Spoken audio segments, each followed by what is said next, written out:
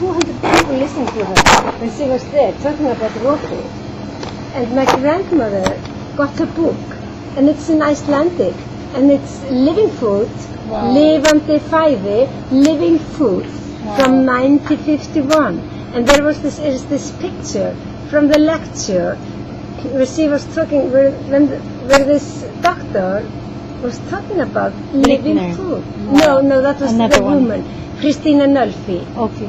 Dr. Christina She's a Nölfi. doctor. Yeah. Medical doctor. Medical doctor, and she was like... Mind blowing. I know. yeah, and she was like helping people with, especially women with breast cancer.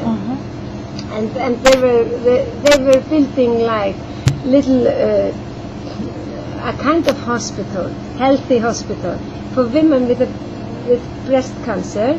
And there was another woman, Julia Völdal, and they were giving them, they had to go to bed 6 o'clock p.m. because they said they sleep between 6 o'clock p.m.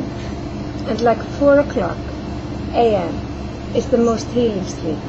Wow.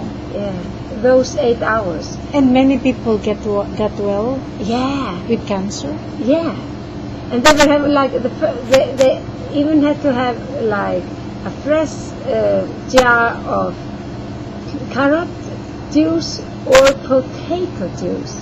Wow! Like white potato. Yeah, Even potato? yeah. The Not sweet white potato. no, just the regular white potato. Wow. Because they said Never had that. no, this is so alkalizing for the body. Yeah. Wow. So alkalizing. I have tasted and it's disgusting. I know. I'm really happy that I have tasted the juice because I made it. I had to make it myself. I was reading it and I was thinking, oh my God. Taste awful. So I tried it, and I put some ginger in and lime, and then it was better, but still. Yeah. And they were all into alkalizing food, making your body more alkalized. Yeah.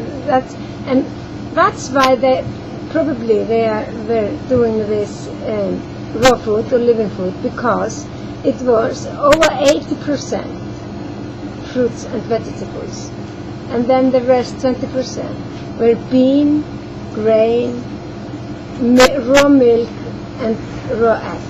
Raw eggs. So